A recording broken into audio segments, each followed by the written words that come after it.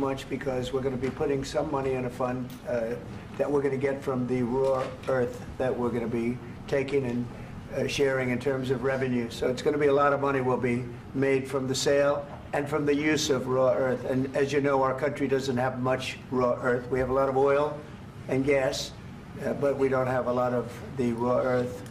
And what we do have is protected by the environmentalists, but that could be unprotected, but still it's not very much.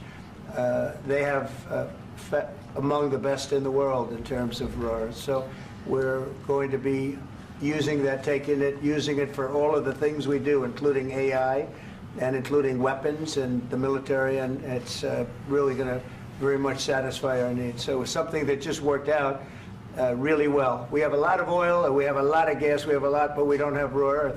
So this has just about every component of the raw earth that we need for computers, for all of the things we do. This puts us in great shape. And long-term security for Ukraine. How does this provide it? I think they're going to have great luck. I think once we make the agreement, that's going to be 95% of it. They're not going to go back to fighting. I've spoken with President Putin, and I feel very strong. I've known him for a long time, and I feel very strongly that they're very serious about it, and we'll make a deal. And when the deal is made, I don't think, we talk about security. Everyone's talking about the other day, all they talked about was security. I said, let me make the deal first. I have to make the deal first. I don't worry about security right now. We have to have a deal, because right now, last week, 2,000 soldiers died on both sides. 2,000. And they're losing 1,000, 2,000, 3,000 a week. So as we sit here and we talk, people are getting shot and dying on the battlefield. And, you know, they're not American soldiers, but they're Russian soldiers and they're Ukrainian soldiers, and we want to be able to stop it.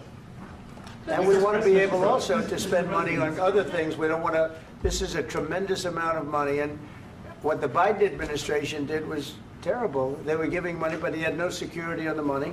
Europe, as you know, gave much less money, but they had security. It was in the form of a loan.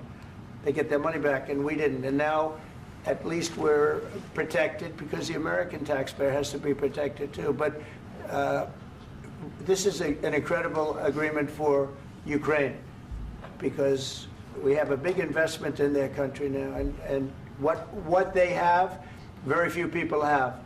And we're able to really go forward with very, very high-tech things and many other things, including weaponry that we're going to use in many locations, but that we need for our country. Mr. President, this allows us to do that. Will you continue? Sorry. Military aid. Yes, go ahead, please. If I can just yes. In the document, there is one of the very important points. If we speak about business and investment, we never had LNG terminals in Ukraine. This document will open. I mean, the next documents, but anyway, here we see in the framework, we see a really goodwill for this. LNG terminals for us is very important, and I think for security of European continent. We have the biggest storage, gas storage. We have the biggest in Europe. Yes, and we can use it. Use it for LNG. Use it for LNG, and we will do it. And really, we can help Europe, because Europe really helped. President Trump said that they made less support, but they are our friends, and they are our very supportive partners. They really gave a lot, Mr. President. They did. They gave a lot, but they gave much less. No. Much less. No. No. No. Okay.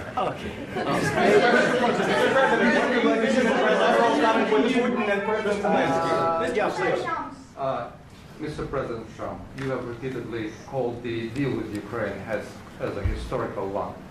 And as a President of the United States, you make historical decisions in other issues which affect America and other world. So what place in the world history do you want to take? And do you associate yourself with any famous historical figures? Yeah, I'd say George Washington, Abraham Lincoln. I would say I'm far superior to George Washington and Abraham Lincoln. Now, you know I'm only kidding, right? Because when I say that, the fake news is going to go wild. They're going to say he considers himself to be better than Washington. But you never know. You never know. I don't compare myself to anybody. I'm here to do a job.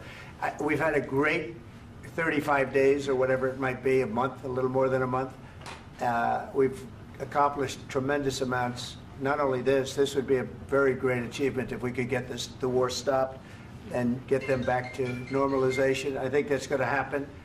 We've had very good talks on both sides, as you know. But I think we've done a very good job, just generally. If you look at all of the things we've done in 30 days, they're saying there's never been a opening for a president.